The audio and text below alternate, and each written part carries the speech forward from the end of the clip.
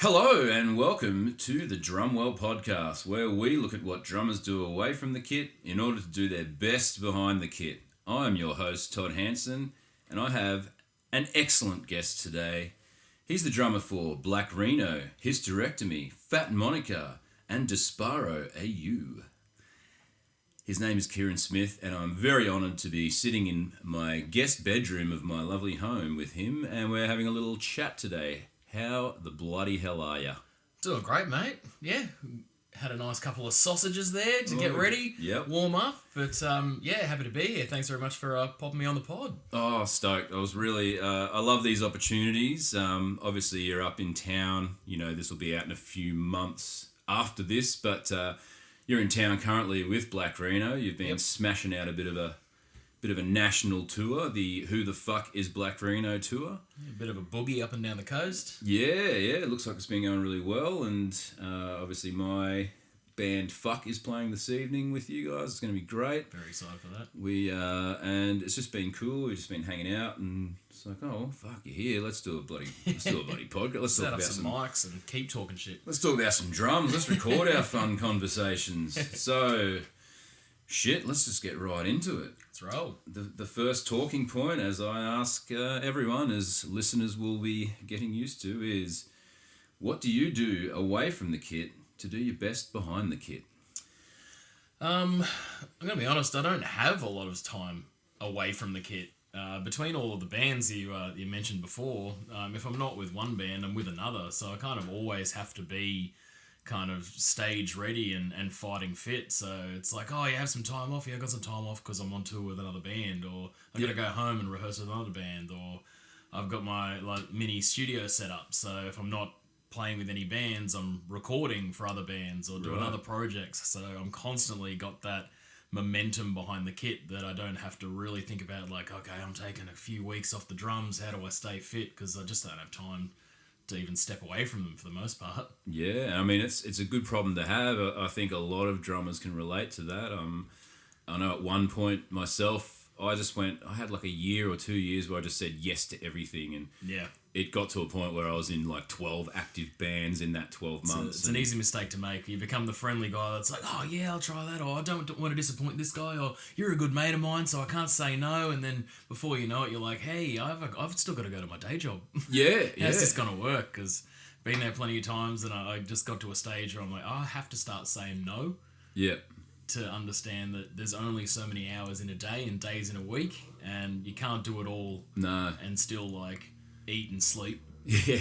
And still that's, pending every day. Yeah. With the amount that's on. It's the juggle, right? It was like, for me personally, I had the day job, and I just basically would set up, but the lucky thing for me was a lot of those bands were sporadic, and I actually played in when I was in that 12 band year. It's so ridiculous. I had I think 3 or 4 of those bands had the same members.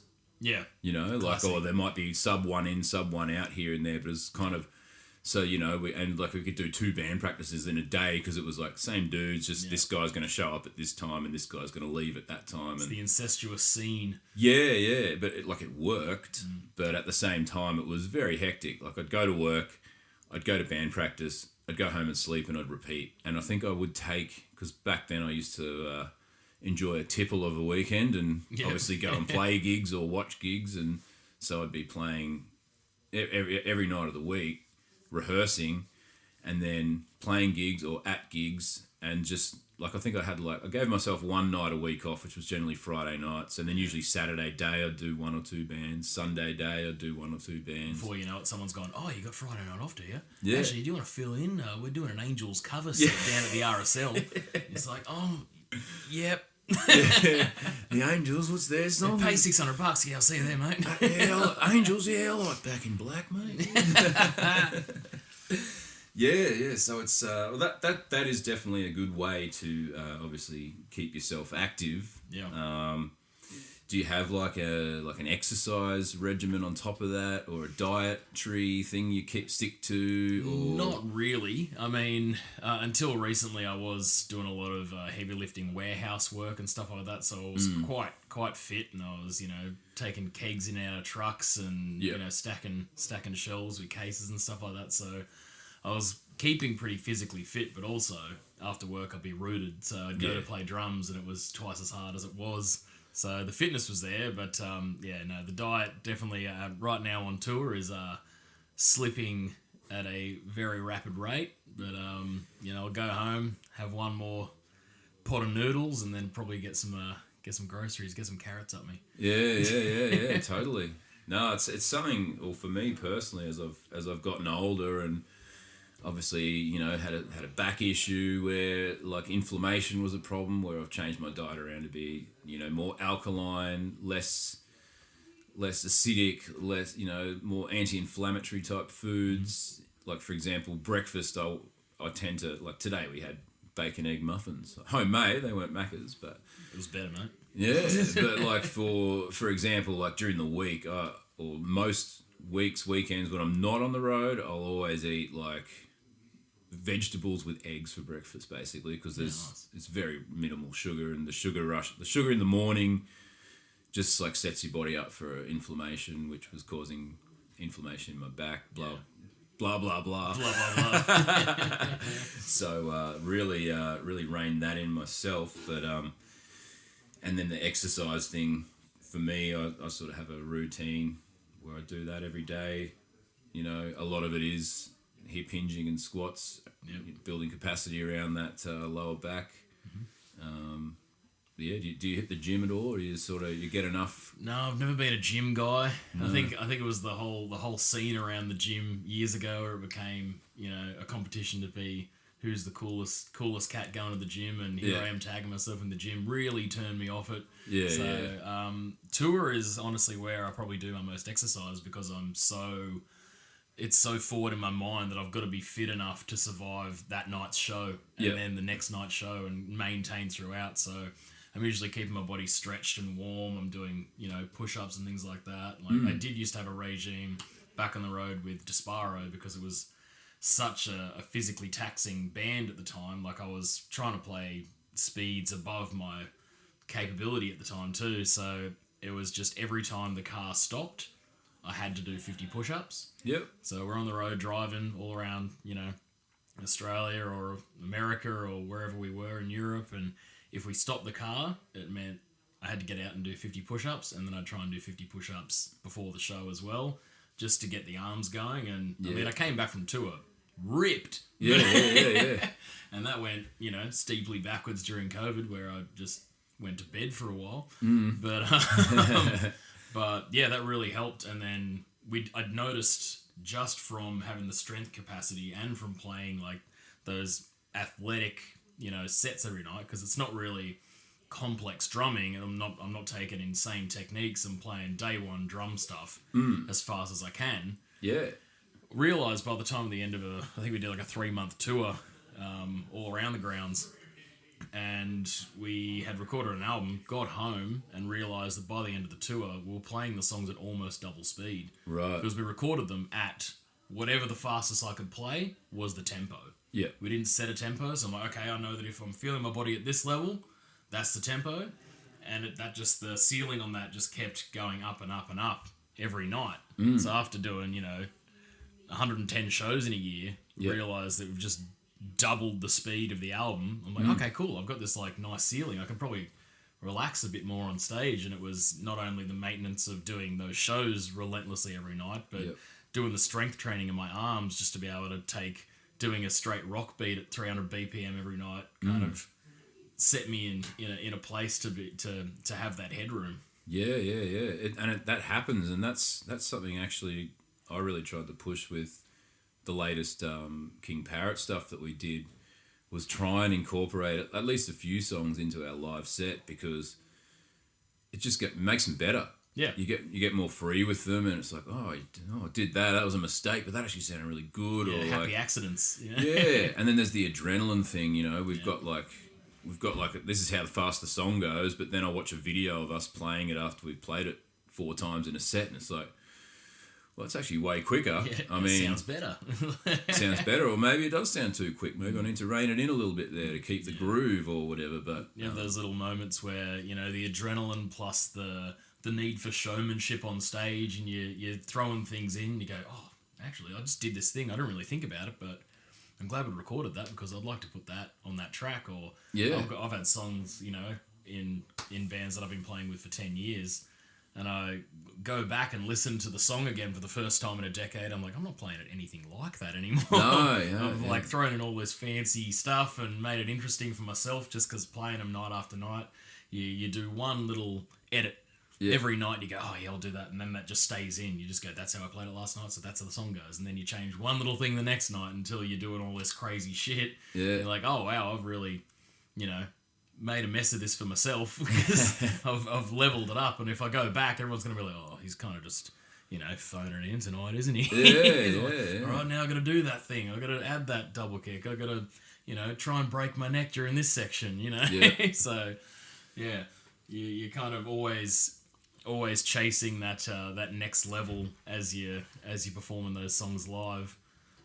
Whether or not it's album accurate, it is the performance on stage, and you're trying to give someone that unique experience every night too. So if you change it a little bit for the better, it's good. I always try to stick to like how the song goes, especially if I wasn't the drummer on an album. I I wasn't on the first King Parrot album. That was the excellent Matt Rizzo, and I really do try to play as close to what he played. We're obviously different, but as close to what he played as possible. And you know, he was doing enough. Yeah. And well, he's watched us play several times now, and always compliments me on the way I play his songs, which is nice. Yeah. But then obviously all the ones that I've made, it's like, oh yeah, I might add a bit here, a bit there, you know. But that's another thing, like a little off topic, but I always found like a band's first album was just so good because that collection of songs was like their beginning. Like they've played those songs for however long it took to record that first album. Yeah, there's no pressure. You have a lifetime to release your first album and a year to release your second. Is the old adage. Yeah, and then it's moved away from that a bit, from this sort of thing a bit more now. But it was always like, oh, you can't let anyone hear the news. Can't leak the material. Can't let that out. And sort of like you'd have all these secret songs. Whereas now it's kind of like, doesn't really matter. Yeah, if it leaks, it leaks. Yeah, well, let's just play the new songs at Knotfest. Why not? You know. Yeah, well, that's what we did. We played 2 newies at Knotfest, and we had another one that we'd been playing previous to that. And I mean, they've evolved and stuff before we recorded. They've evolved over the time. But to me, it's like, well, if you're putting them in your live set, you also get a gauge for. Exactly. You got to do like your road test it. You find out. Okay, is this as good a product as I think I've made? Let's find out if people actually identify with it and enjoy it and get into it and like, okay, cool, maybe that is a good idea for a single. Or back to the drawing board, people kind of got bored about 2/3 through. Do we need to change something there? Like when you road test it like that, you're not stuck in your own bubble. Your own like creative bubble of going, yeah, I've done this and it's exactly how I like it and I think that's good. Like you need those outside opinions and that reaction to know that you're on the right track. Yeah. And I mean, ultimately, like, and I think most musicians, we do it for ourselves. We do it because we love it. We create music because we like it. Personally, the older I get, the more committed to it I am as far as my own personal gain from it, which is that I enjoy it. I've done this for so long. I love it. I write music for me, but it's pretty fucking cool when other people like it. You know, if people are going to come out and it's a nice bonus, you know. They're going to jump along or groove out to what I'm playing and sing whatever Youngie's singing and like get into the riffs or whatever. That's sick. But at the end of the day, like I write music for myself, and then if I'm doing it in a group situation, I write it. You know, there's got to be compromise, but bit of push and pull. Yeah, you want it to be like the best thing, so you all can sit back and go, "Oh, this is great. We're really proud of it." Yeah. So, but yeah, like you say, it is really cool to get that crowd, and exactly what you just said. We got that song "Fuck You" and the horse you rode in on. That was like, oh yeah, that's a song. We'll play it live. We're comfortable with it, and then. The response we got at those shows. Yeah, by the second chorus, everyone's joining in. It's like, all right, we're on to something new. All right, well, that's going to have to be a single. Yeah. That wasn't going to be a single. Exactly. But now it's like, well, shit, if it's that catchy and people are vibing on it like we are, then it must be doing something for everyone. So, yeah, very, very cool. Well, that sort of segues into the next little part, your warm-up routine. Obviously you were saying you do some push-ups and... Yeah, so that was primarily for that band because it was all very arm-heavy. Didn't even really pay attention to what my legs were doing. I was like, yeah, they'll take care of that and I'll just focus on up top here because it's all blast beats and fast skank beats and stuff like that. And then I'm like, yeah, feet will just fill it in. They'll naturally know what to do. But for a band like Black Rheno, who we're currently touring with now, that's, far from my fastest band, but I would say my physically most labor-intensive band, because the idea for me is, well, I've been playing in, grindcore, fastcore, hardcore punk bands my whole life, and I'm exhausted after the show. I would feel like I hadn't done myself a justice if I wasn't exhausted after this show as well. Yeah. So I just go whole hog. The idea is to hit the drum as hard as I can. If I break something, I've won, Come down on the snare, leave a bruise on my leg, snap some sticks, break some really expensive cymbals, Yeah, totally. So just going all into it, big head banging, throwing my body around and stuff. So I'm feeling like my whole body, top to bottom, kind of cops an absolute flogging on stage. So I'm focusing more now on warming up everything instead of just my arms. So yeah, I'll usually go in probably two or so bands before we play, and I'll just get out my practice pad. It's the same practice pad I've had since I was 14. Yeah, it was my first drum kit. I wasn't allowed a drum kit, so I had that for a year to prove that I was dedicated to drumming. Yeah. And sit down with that and just start with some rudiments, kind of like some blast beat stuff, 4 on each hand, over and over, lots of little double, single swaps just to warm up the two main like muscle groups in the forearms. Yeah. And that's just like a shakedown, basically. I'm just like telling my body, oi, bro, this is going to be happening soon, so wake the fuck up, we're on, okay? Yeah. And I'll do that and I'll walk away, go for a little stroll around, enjoy the band again, give myself about half an hour, and then I'll come back and do the same routine again, but more intense. So I'll force myself to go a lot longer. I'll sit there and just single hand blast until my arm can't do it anymore. Then I do the same with the other hand.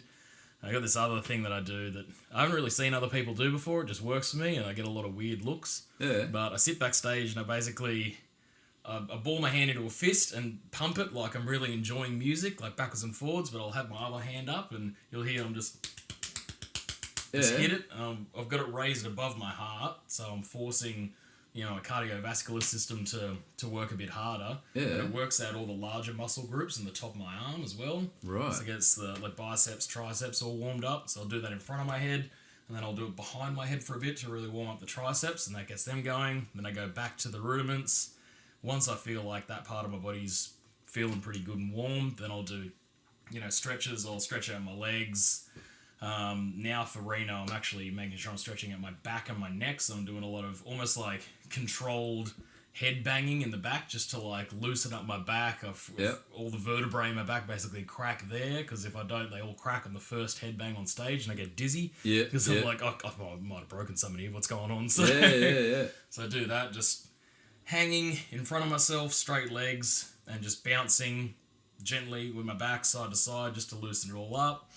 And then do some more leg stretches, stretch out the glutes and everything, stretch out my arms on the walls, just try and get every muscle kind of engaged to tell them all you're about to get flogged. Yep. And then just after I've done that, one last little rudiment warm up the blast beat, forearms, and then I try to stop about 15 minutes before we go on stage, and I'll just walk around stretching my legs and stuff just so I don't cool down, so I get the general body temperature staying up, get a little bit of a puff on, and then jump on stage and set up all my stuff in a frantic hurry. So I'm all already energized, the excitement's already kicking in. You're like, all right, let's go.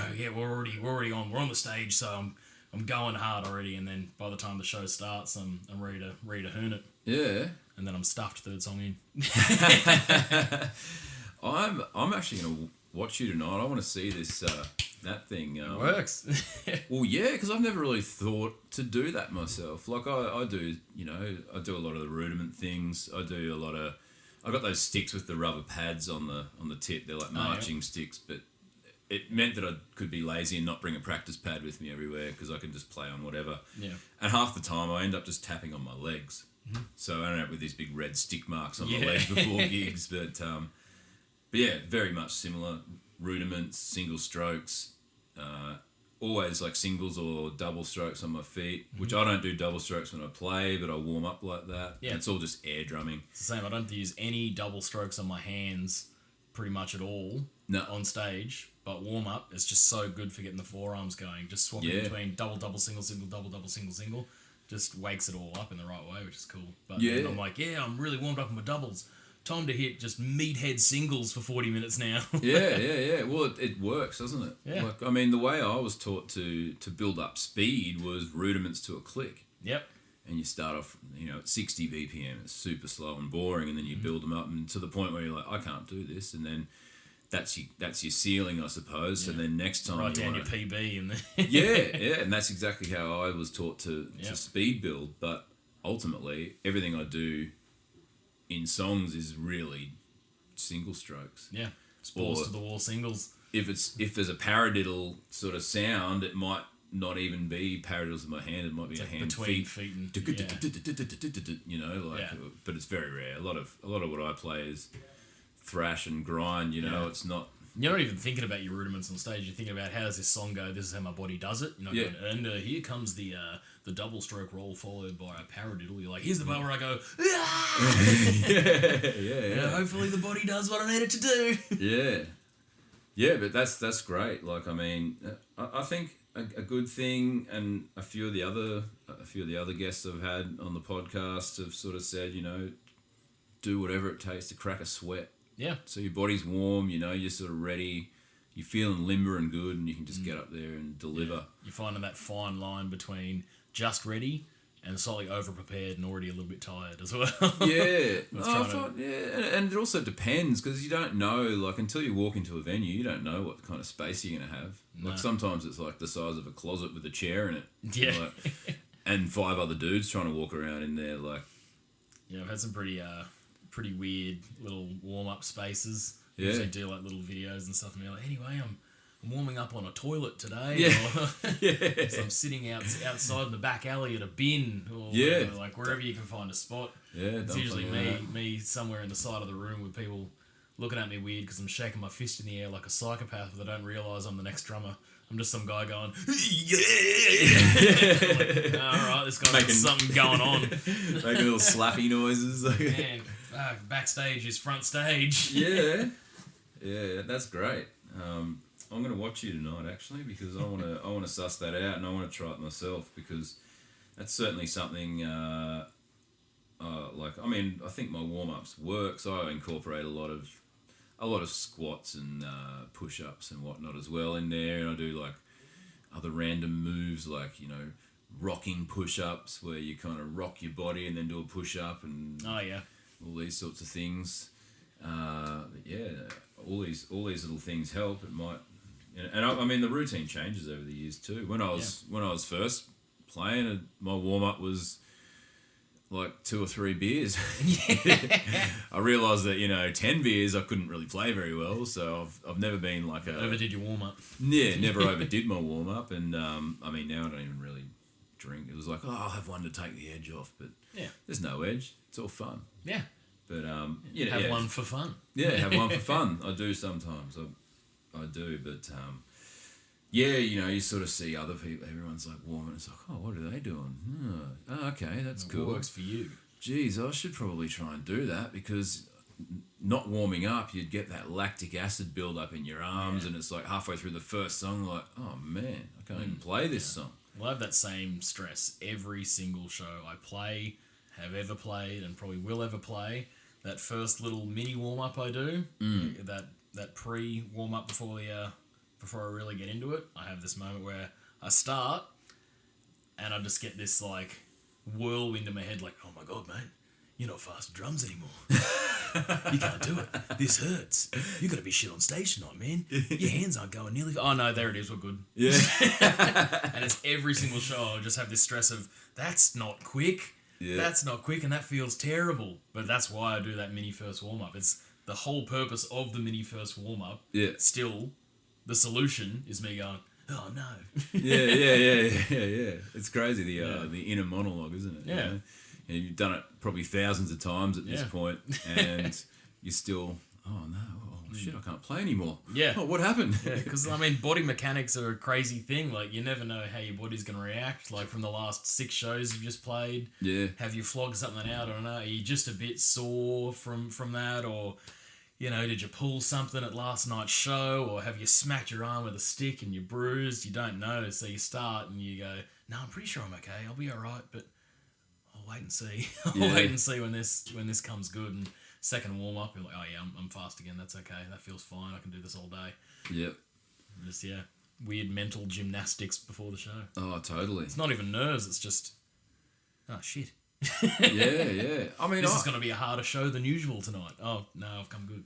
Yeah. I mean, I reckon I get nervous before every gig. Like, it's different, varying degrees. Like, for example, 6 weeks ago we played with Pantera together in Adelaide, and like those sorts of shows, you know, it's like, oh man, get a little bit, but it's not like crippling anxiety. It's like good nerves. It's like, oh, I'm glad I'm feeling this because I know that we're going to go out there, and I know that I'm prepared, and I know I've done everything I need to do. But I'm nervous because there's lots of people, and this is what I'm here. This is the shit I live for.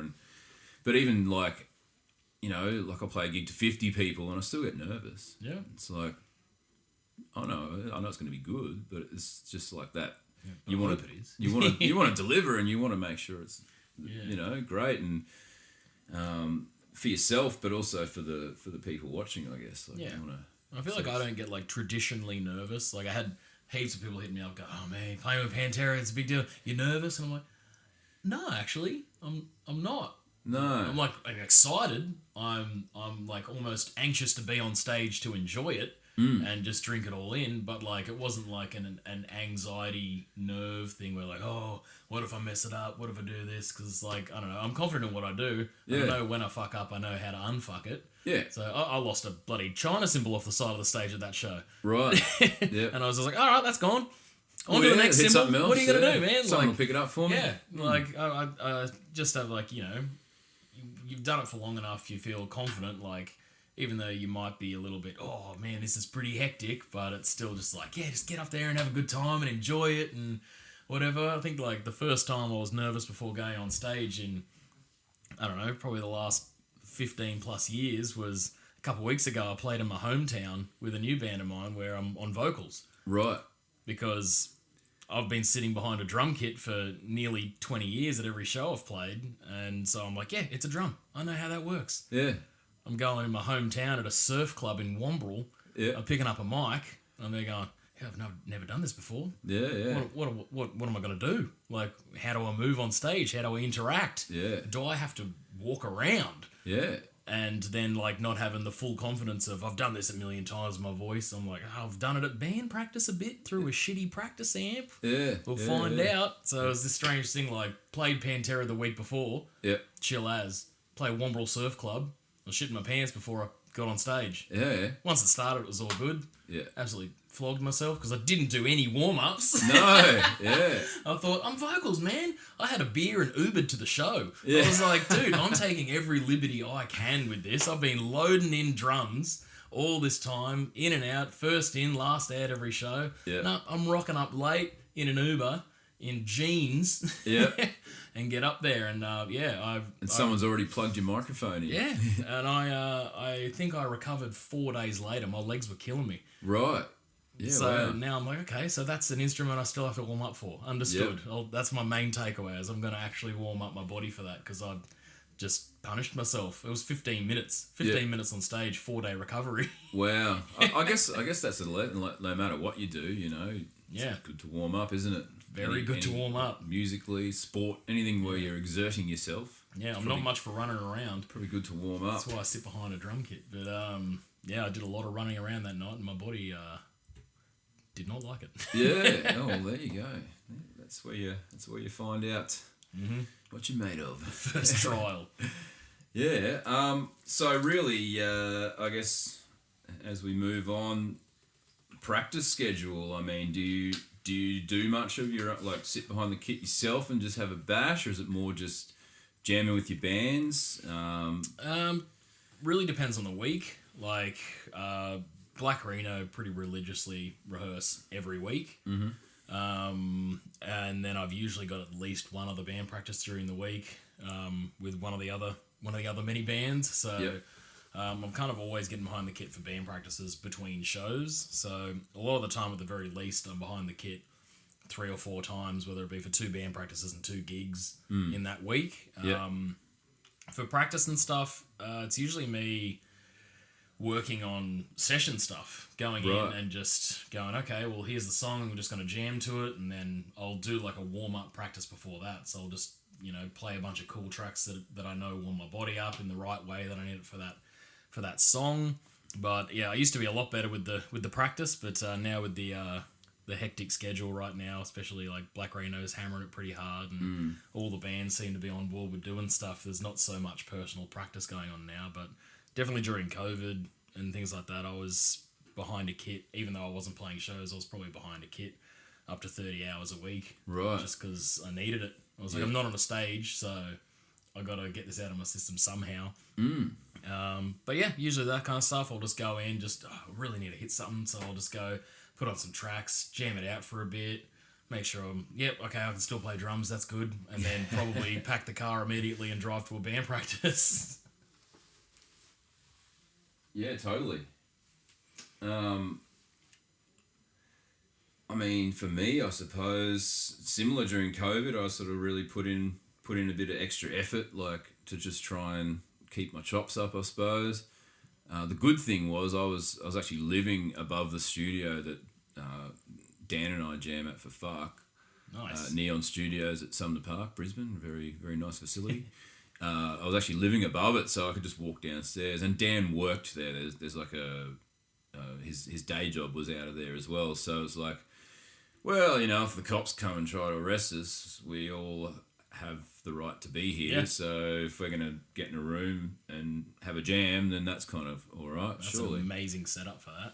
Yeah. That setup, because I built a studio during lockdown. Right. I was just at your house. Yeah. Oh no, I had to go get an industrial unit. Yeah. In this little complex of units.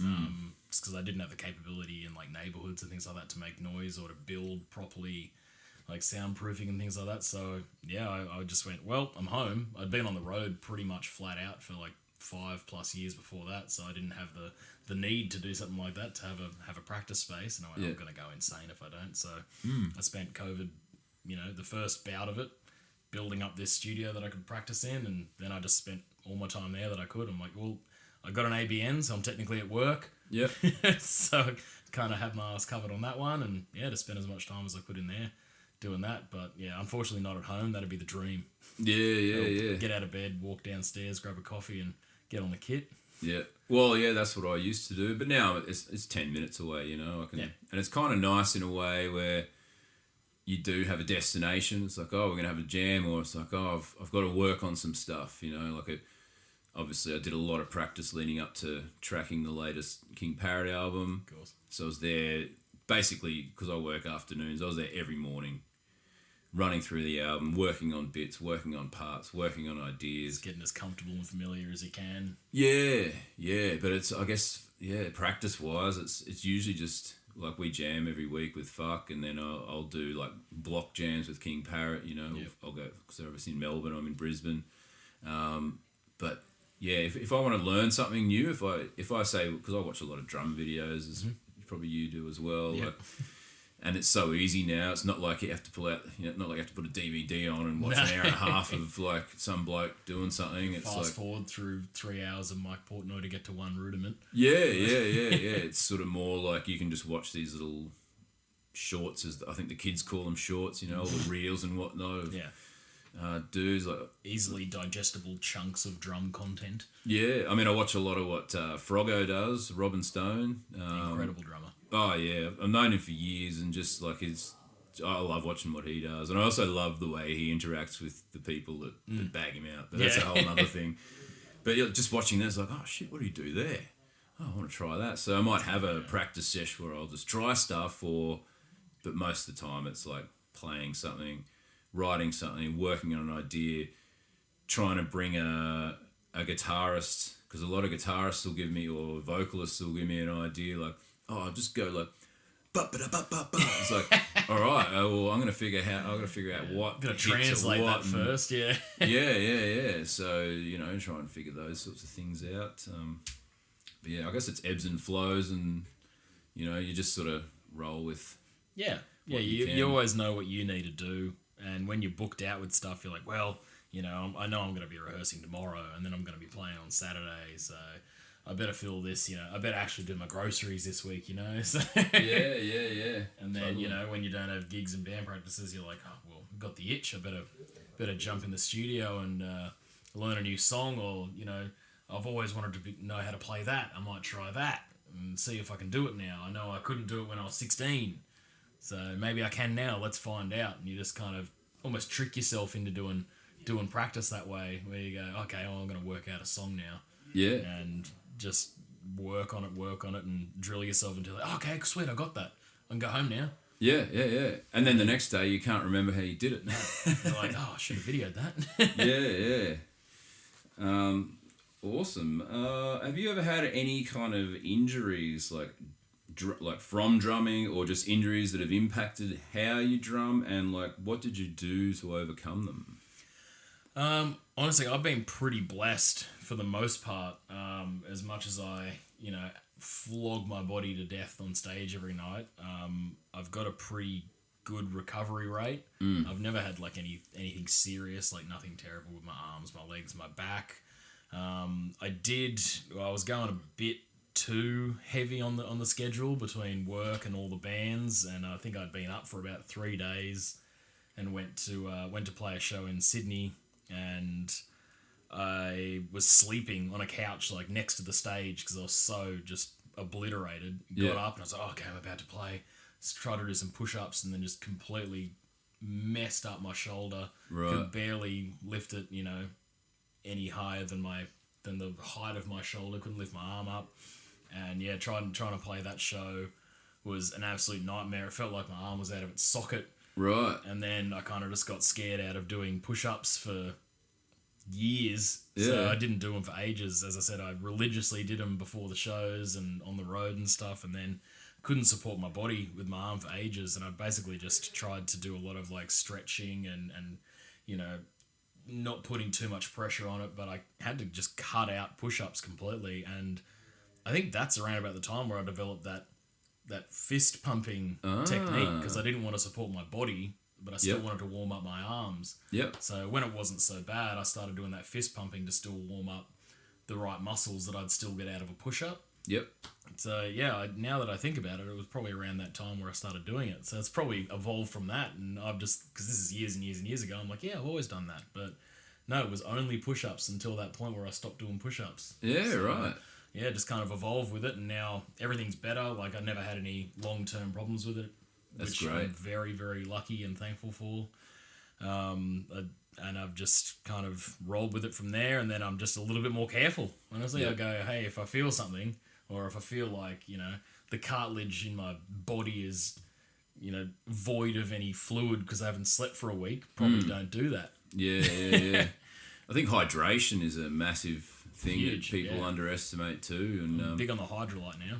Yeah, I am big on the hydrolyte too, actually. Like, I was often doing it after a show, but I'll do it before a show now too. Yeah. And actually, when I spoke to Donald Tardy on this podcast, he was actually saying, what he does is actually hydrate. I got a gig tomorrow. He gets hydrated the day before.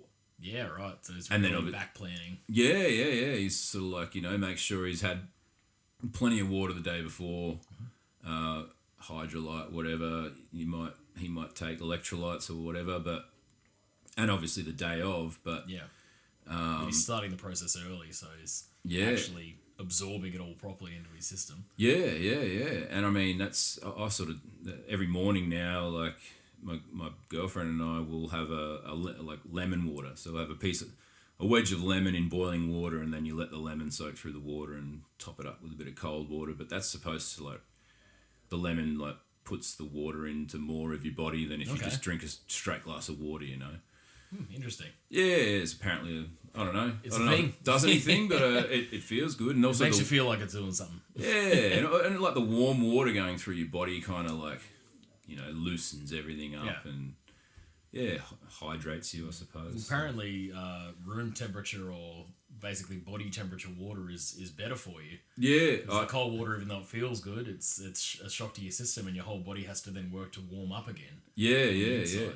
So you have that 37-degree water before you play. No, we have room temperature water, like filtered water. I drink more of that now, and to be honest, I prefer if we're on the road and we've got bottled water, I will always take it out of not in the fridge or in an esky. I'd rather have it warm or room temperature. And also chucking like a hydrolyte or a magnesium, like I use those effervescent hydrolytes or magnesiums. It doesn't dissolve properly in cold water. Really? It does eventually, but it takes ages. And there's always like, you'll drink it and there's like a little chunk of it left in there or whatever. Whereas it just, you put it in room temp and it's just gone. Yeah, right. So obviously it absorbs better into your body that way. But it's kind of like a little science experiment, kind of. Yeah. Makes a bit more sense, yeah. Yeah. I mean, I love cold water. It's refreshing, but I probably drink a lot more room temp water than anything. Yeah. And I try to drink a bit more tea now, rather like just because it's got that, it's like heated, so it sort of like loosens up the green fluids. tea and the lemon tea and stuff like that. Yeah. Peppermint's real good. Peppermint, lovely. After a meal, it helps with your digestion. Bit of a sucker for a Lady Grey. Yeah. Black Lady Grey. That's right. Yeah. Very nice. No, I'm a green tea or a peppermint guy. I like peppermint licorice, actually. That's my go-to lately. Or a chamomile, not before bed, because otherwise I'll be up all night having to go to the toilet. But just before you go on stage, really relax you. Yeah. Have a chamomile, sort of play a few blast beats, have a nap between songs. Like, hectic as a backstage band. I was just like, whiskey and girls. It's just all the boys sitting down having a nice chamomile tea. It's funny. It's funny you say that. I was working at a show not long ago, and I wasn't playing, but I was just working it, and like Psychroptic was playing. It was that Psychroptic and Obituary with that recent tour, the tour they did earlier this year. Yeah, I went to that. I was working the Brisbane show, and Peppo, the singer of Psychroptics, walked in backstage, and I'm there talking to like 2 or 3 of the guys about my lawn.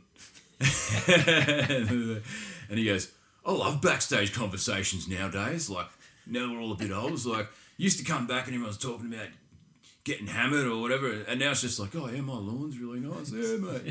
Yeah. Dads of metal. Yeah, having a cup of tea, and we're not getting shit-faced. We're drinking tea and looking after our body and discussing different lawn care products. Yeah. There goes like, who's getting fucked up? Woo! No, man, don't want to fuck up my lawn. Yeah. What are your tips, man? I saw your shrubbery out the front of your house the other day, man. That was gorgeous. What have you got there? Yeah. Oh, sorry, mate. Got to get on stage. Yeah. I'm sick about killing prostitutes and that. Yeah. Hold that thought. Awesome. Well, that's pretty rad that you've so far avoided injury. Fingers crossed. Oh, look, it's the body, isn't it? Like, I'm still pretending I'm 24, so hopefully my body knows that too. Yeah. You're only as old as you feel. Yeah, exactly. I still feel. I mean, mentally, I feel like I'm 21, but beautiful. And physically, I actually feel really good. But I mean, I know that if I still did some of the things I did 10 years ago, I wouldn't feel that good. So yeah. You just evolve as you grow. You feel good because you're taking better care of yourself. Yeah. Well, when you're in your 20s, you can just like... You're bouncy. Yeah. Doesn't matter what you do. Yeah, I did drink half a carton of beers and half a bottle of piss and played a set and, went wild and had like 1 1.5 hours sleep and at a train station. Yeah, and I woke up and I felt a bit rough, so I just had a beer and I was good. Time for the next show, boys. Let's do it again. Yeah, but now it's like, well, for starters, I couldn't even do that, and I'd probably be gone for a week. What gig? Oh, we don't have a gig tonight. I can't play this gig tonight. You're gonna have to cancel that, champion. Yeah. I had 6 beers and repeating on me. Yeah. Oh, got the acid reflux. Yeah, too much reflux, mate. Can't do it tonight. Sorry. Yeah, that's it. Oh man, we're getting close to wrapping here, but we've probably covered a lot of it, really, as we tend to do. But let's just reiterate: what are your top tips for longevity? You've been doing this for a long time, a good 10, 15, 20 years of playing, touring, running around. I think top tips for longevity is always consider that you're going to be doing this in 20 years' time. Yeah. Like, don't act as though this weekend is the only weekend you need to be a functioning human being. Go, okay, well, sort yourself out to actually have the muscle capacity and, limber yourself to a stage where you're not completely shattered and that you're not going to be doing damage to yourself. Yeah. Is my main thing. Yep. Act like you want to keep doing it. That's great. I love that. That's awesome. Yeah. Can't really add more to that. That's pretty broad, but it packages it up nicely for my brain. Yeah, I mean, I guess, I sort of always think more of like, as long as I keep straight, like, but I guess over the years the routine has changed as my body has changed and as my mentality has changed, but what hasn't changed is I still love playing drums and performing and touring and, getting out there. And how do I continue to do that? Yeah, but that's the constant. So, there'll be some things, side quests per se that'll capture you for a bit. Like, okay, I'm really into the bloody beers this month or whatever. Like, and I love partying here or, HSPs every night. Yeah. But that's not the passion. That's not why you're doing it. You're still going to be playing drums, 10, 15, 20 years down the line. So remind yourself of that when you're slogging yourself to death on the road and you go, okay, maybe this is my last beer for tonight because I've got to do this again tomorrow. And then someone's going to want to have a beer with me tomorrow. So. Yeah. Or even just, knowing that if you don't limber your body up, you're probably... Got to snap it in half. Yeah, well, you're at more risk of an injury, like because you're going from cold to 300 BPMs. Doesn't really work. It's a dangerous game. Yeah. That's always the time. Every time that I've failed to do a proper warm-up are the times where I get off stage just knackered, full of regret. Yeah. Just my neck hurts now. Oh, I've got like a cramp in the back of my arm. Yeah. Oh, I've absolutely punched the hell out of my leg now because I didn't figure out my seating position properly. Yeah. I go, okay, tomorrow's the day. I'll do a proper warm-up and hence all the new back exercises just so I can effectively headbang on stage without becoming a paraplegic. Yeah.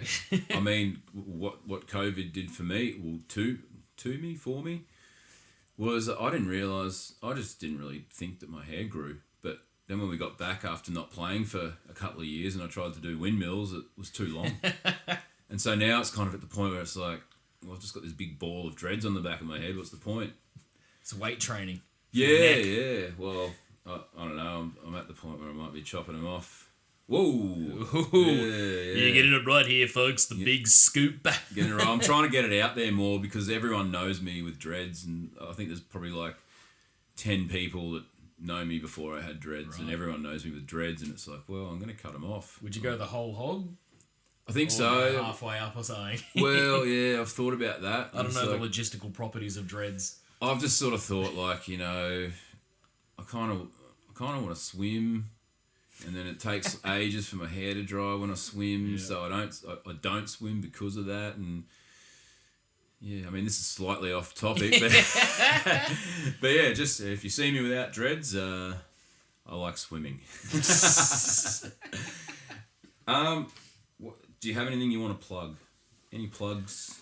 Yeah, I mean, check out all the stuff I'm doing because I'm always doing plenty. You can jump on my Instagram, which is beatsmith666, that's where you can find all my bands, whether it be Black Rheno, Disparo, Fat Monica, Hysterectomy, Gravel, and whoever else hired me that week. Yep.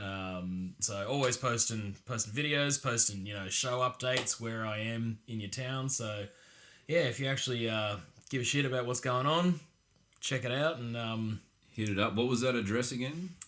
Beat Smith. Beat Smith 666. Love it. That's great. Well, thank you so much for joining us. No, my pleasure. Thank you very much for having me here in the guest bedroom. In the guest bedroom. Yeah, it's been great. Really good chat. And yeah, thanks again. I'm excited to play with you tonight, and I'm excited to try. We're going to do some awkward fist bumping backstage. Yeah. No one's going to know what's going on. It's going to look like some kind of weird ritual. But it will, because then soon after that sound, I'll be walking out in a mankini with surrounded by inflatable a dancing penises. Penis. Again, what's going on back there? Oh, okay. Just warming up the penis. Amazing. Thanks again, Kieran. I Pleasure. really appreciate your time. Sick ones. Let's go to the show. Let's do it.